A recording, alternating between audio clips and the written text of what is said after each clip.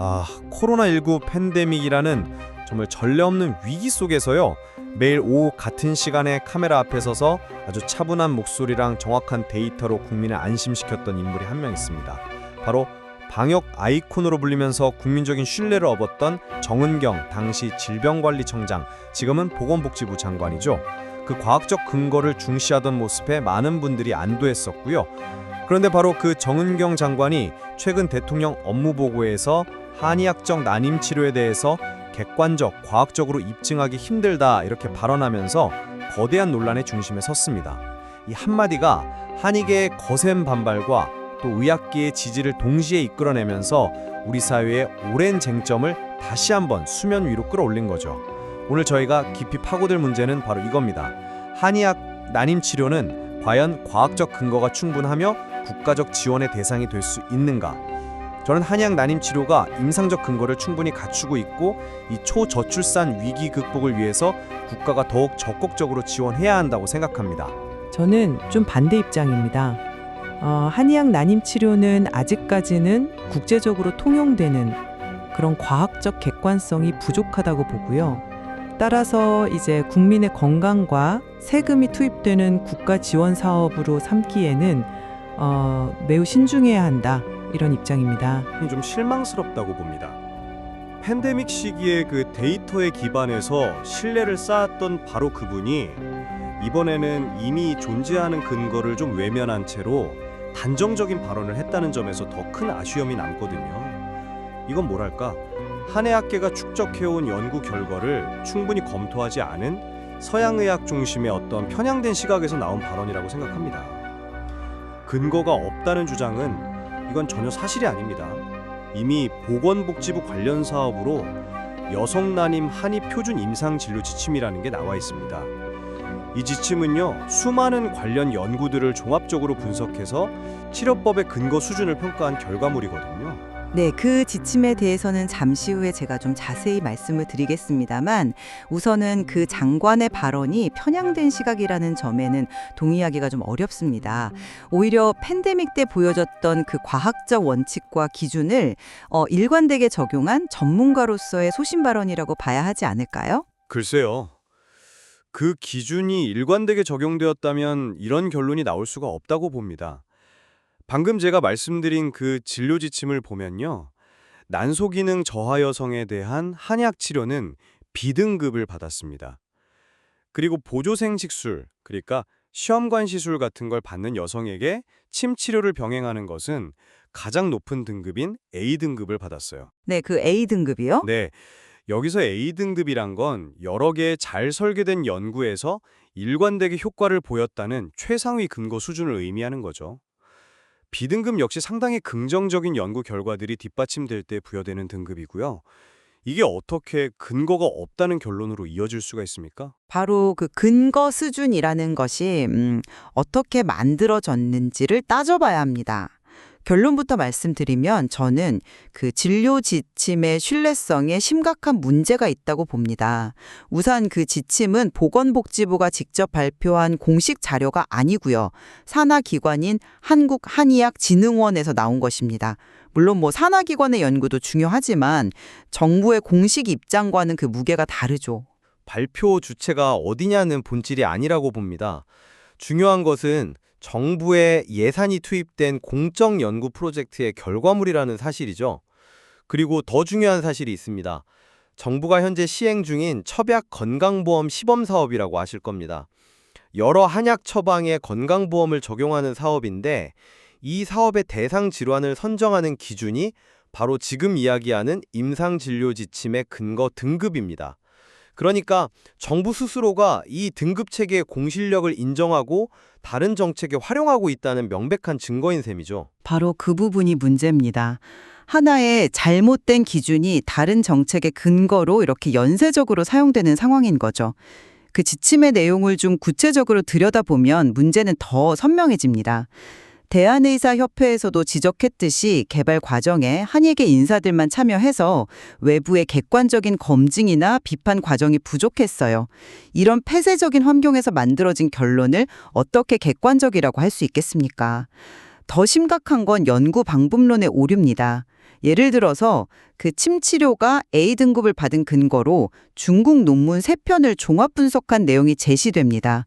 그런데 이 3편의 논문은 사용한 침법도, 대상 환자군도, 연구 설계도 모두 다릅니다.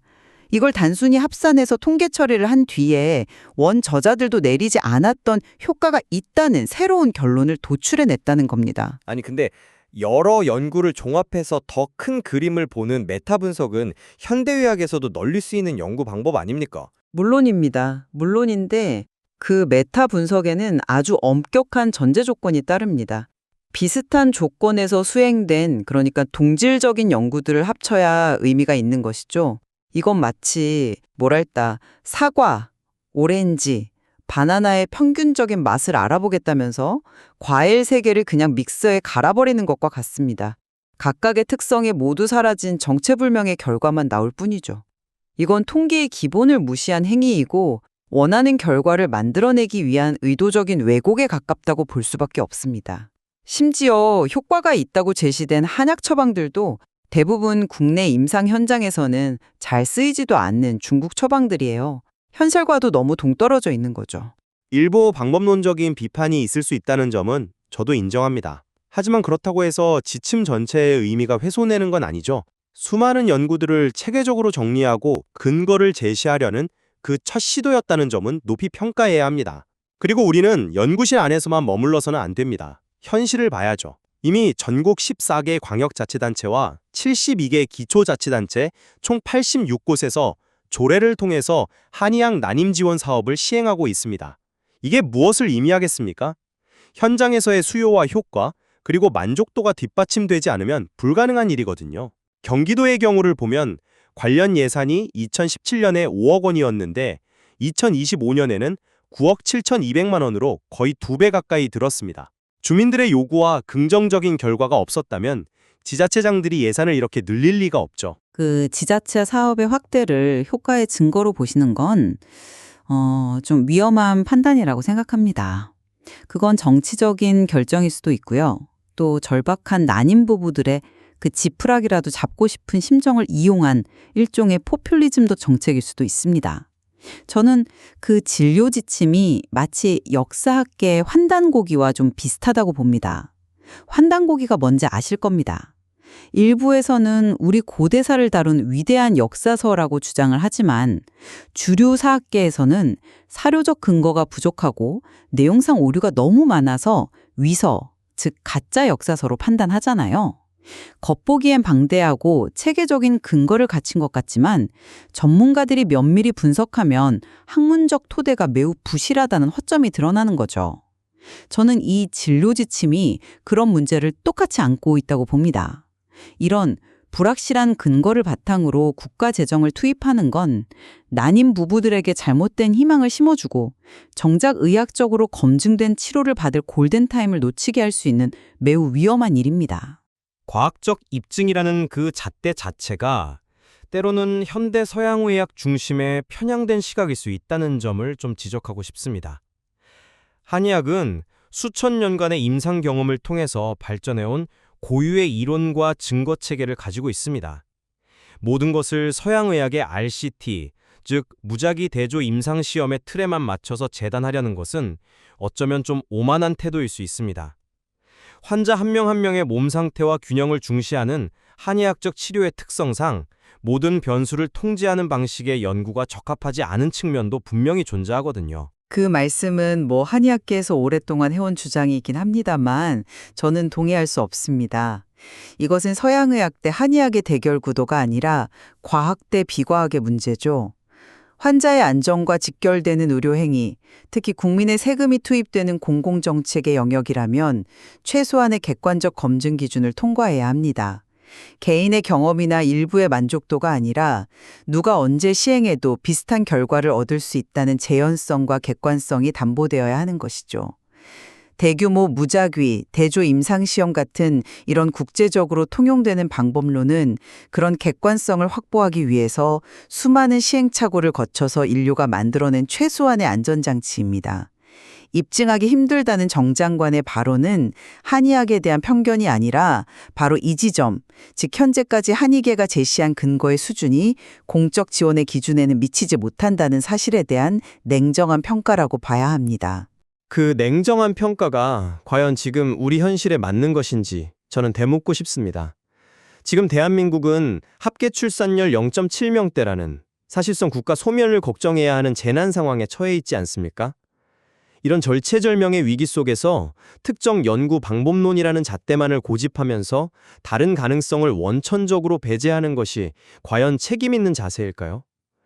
최근에 정부가 농어촌 지역의 필수 의료 공백을 메우기 위해서 한의사 인력을 활용하는 방안을 적극 검토하기 시작했습니다.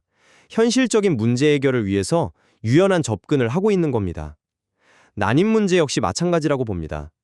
시험관 시술에 여러 번 실패하면서 몸과 마음이 지친 난임 부부들에게 한의학적 치료가 새로운 희망이 되고 실제로 성공 사례들이 나오고 있습니다. 모든 가능성을 열어두고 한의학의 역할을 인정하면서 적극적으로 지원하는 것, 그것이야말로 국가적 위기 앞에서 정부가 보여야 할 모습이라고 생각합니다. 위기 상황일수록 더욱 신중하고 엄격해야 합니다. 오히려 그렇기 때문에 더더욱 원칙을 지켜야 합니다. 한정된 국가 재원을 가장 효과적이고 안전한 곳에 집중해야 하기 때문이죠. 그 절박한 심정의 난임 부부들에게 아직 충분히 검증되지 않은 치료법을 마치 국가가 그 효과를 보증하는 것처럼 지원해 주는 건 이건 무책임한 희망 고문이 될 수 있습니다. 지금 정부가 해야 할 일은 성급한 지원 확대가 아닙니다. 오히려 지금껏 지자체별로 흩어져서 진행됐던 사업들의 성과를 원점에서부터 철저하게 재검증하는 것입니다. 정말로 임신율 향상에 기여했는지, 부작용은 없었는지, 투입된 예산 대비 효과는 어떠했는지를 독립적이고 투명한 기구를 통해서 과학적으로 평가해야 합니다. 그것이야말로 진정으로 난임 부부와 우리 사회의 미래를 위하는 길입니다. 섣부른 지원은 오히려 독이 될 수 있습니다. 정은경 장관의 발언은 결국 한의학 난임 치료가 수많은 임상 현장에서 쌓아온 긍정적 성과와 또 이를 뒷받침하는 연구 근거들을 애써 외면한 것이라고밖에 볼 수 없습니다. 국가적 위기 극복을 위해서는 서양의학 중심의 획일적인 잣대를 넘어서 한의학 고유의 가치와 증거 체계를 존중하고 모든 의료적 가능성을 포용하는 통합적 접근이 절실합니다. 이번 논란의 핵심은 특정 의학에 대한 호불호나 감정 싸움이 아닙니다. 국민의 건강과 세금이 걸린 국가 보건 정책에 과연 어느 수준의 증거가 요구되어야 하는가라는 원칙의 문제입니다. 정은경 장관의 발언은 환자의 안전과 공공재원의 책임 있는 사용을 위해서 한의학 난임 치료의 국가 지원에 앞서서 엄격하고 투명한 과학적 검증이 반드시 선행되어야 함을 정확히 짚은 것이라고 생각합니다. 이번 논쟁은 현대의학과 전통의학이 충돌하는 지점, 그리고 과학적 근거란 무엇이며 그 무게를 어떻게 측정해야 하는가에 대한 근본적인 질문을 우리에게 던지고 있습니다. 난임이라는 개인의 절박한 고통과 저출산이라는 사회적 재난 앞에서 우리 사회가 어떤 기준을 가지고 다양한 치료법을 평가하고 지원해야 할지에 대한 깊은 고민을 남깁니다. 자료에 담긴 더 깊은 맥락을 통해 청취자 여러분 각자의 시각을 세워보시길 바랍니다.